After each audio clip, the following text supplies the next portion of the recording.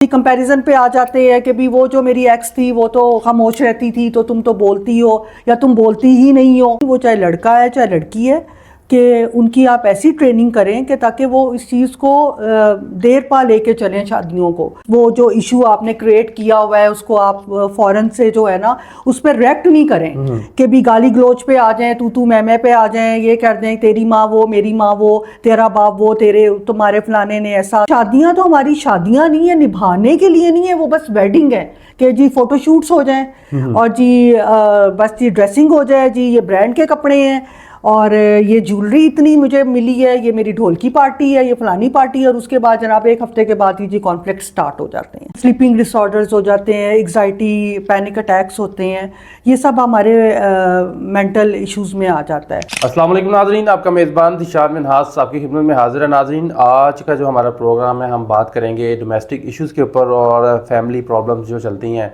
माशरे के अंदर, जो मामला चलते हैं उनके ऊपर गुफ्तगू करेंगे। मेरे साथ सोमा सदफ साहिबा मौजूद हैं जो कि यंग जनरेशन की जो है वो काउंसलिंग भी करती हैं इस हवाले से कि किस तरह वो शादी के बाद आप अच्छी ज़िंदगी गुजार सकते हैं। और इसके अलावा जो फैमिली प्रॉब्लम्स होती हैं जैसे कि डिवोर्स है, एक्स्ट्रा मैरिटल अफेयर्स हैं, इसके ऊपर भी बात करती हैं। इनसे गुफ्तगू कर देंगे। मोर देन 20 ईयर्स इनको हो गए हैं इस फील्ड के अंदर। अस्सलाम वालेकुम। वालेकुम अस्सलाम। मैडम कैसी हैं आप? ठीक हैं अल्हम्दुलिल्लाह। पहले तो बहुत शुक्रिया आपके कीमती वक्त का, आपके बिजी शेड्यूल में से आपने हमें टाइम दिया। बात करेंगे mental wellness and relationship issues के ऊपर जो है वो आप पिछले 20 साल से काम कर रही हैं।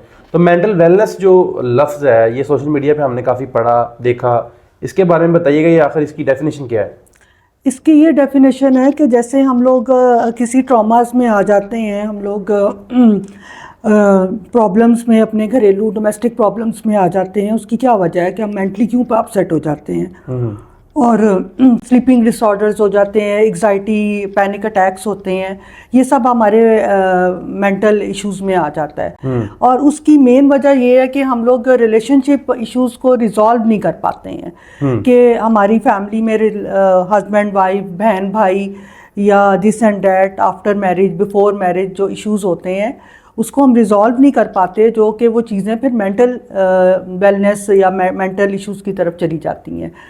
तो बेसिकली मेरा यही है कि बच्चों को आप इतनी तरबियत दें, उनकी कोचिंग करें बिफोर मैरिज, शादी के बाद नहीं। वो चाहे लड़का है चाहे लड़की है कि उनकी आप ऐसी ट्रेनिंग करें कि ताकि वो इस चीज़ को देर पा लेके चलें शादियों को। और मेन वजह वही है कि एब्सेंस ऑफ पेशेंस और रिएक्शंस, फॉरन रिएक्शंस दिए जाते हैं। तो रिएक्शंस पे कंट्रोल, शॉर्ट टेम्पर हो जाते हैं, फॉरन रिएक्शन देते हैं। इसके लिए सबसे पहले यही काउंसलिंग में मैं बताती हूँ बच्चियों को, आपने रिएक्शन नहीं देना, आप बिल्कुल कूल डाउन हो जाओ, उसको स्पेस दो और इसको ऐसे करो कि बस वो जो चीज़ है ना वो खुद ही ख़त्म हो जाए, अपनी मौत आप मर जाए। वो जो इशू आपने क्रिएट किया हुआ है उसको आप फ़ौरन से जो है ना उस पर रिएक्ट नहीं करें कि भी गाली गलोच पे आ जाएं, तू मैं पे आ जाएं, ये कर दें तेरी माँ वो मेरी माँ वो तेरा बाप वो तेरे तुम्हारे फलाने ने ऐसा, तुम्हारे टमकाने में, ये सब चीज़ें जो है ना ये डोमेस्टिक। फिर क्या बच्चे करते हैं जी कि हम लोग सोचते हैं हम अलहदा हो जाएं, तो वो अलहदा होना हल नहीं होता, उसमें प्रॉब्लम्स आई थिंक सो के ज़्यादा जो जनरेट करती हैं। क्यों? क्योंकि पेरेंट्स फिर भी आपको थोड़ा सा हम्बली समझा देते हैं, लेकिन आजकल के दौर में मैंने देखा है कि लड़कों के पेरेंट्स फिर भी समझाते हैं, मदर्स जो हैं थोड़ी समझदार हैं कि लगता है ऐसे लड़कियों के घर बसाने की बजाय लड़कों के घर बसाए जा रहे हैं आजकल। अच्छा, उल्टा हो रहा है। उल्टा हो रहा है आजकल।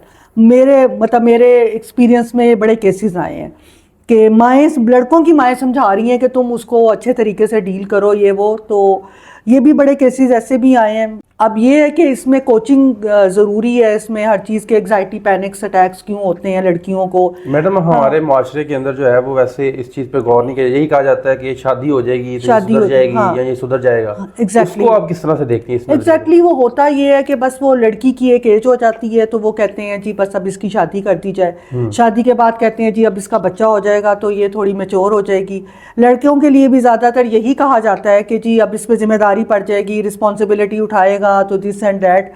لیکن میرے خیال میں کہ یہ میں جو کیسز دیکھ رہی ہوں اس میں ایسا نہیں ہے. لڑکے پھر ایکسٹرا میریٹل ریلیشن شپس میں جا رہے ہیں, یا ان کی کوئی ایکس ہوتی ہے تو اس سے کانٹیکٹ کر لیتے ہیں کہ تم زیادہ بہتر تھی, تم زیادہ, ہاں مینٹل پیس کے لیے کہ بھی تم زیادہ بہتر تھی. کمپیریزن پہ آ جاتے ہیں کہ بھی وہ جو میری ایکس تھی وہ تو خاموش رہتی تھی تو تم تو بولتی ہو, یا تم بولتی ہی نہیں ہو. یہ بھی لڑکوں کو ایشوز ہیں کہ تم تو بولتی ہی نہیں ہو, ریئیکٹ ہی نہیں کرتی, یعنی بانڈنگ بنانے کی کوشش. ہاں, اس کے لیے یہی ہے کہ آپ اوپن کمیونیکیشن کریں.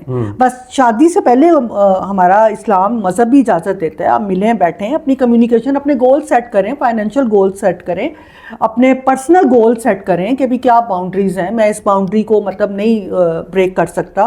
لیکن ایسا نہیں ہے. پھر وہ شادی کی کیا بات ہوتی ہے کہ جی 6 مہینے گزرتے ہیں.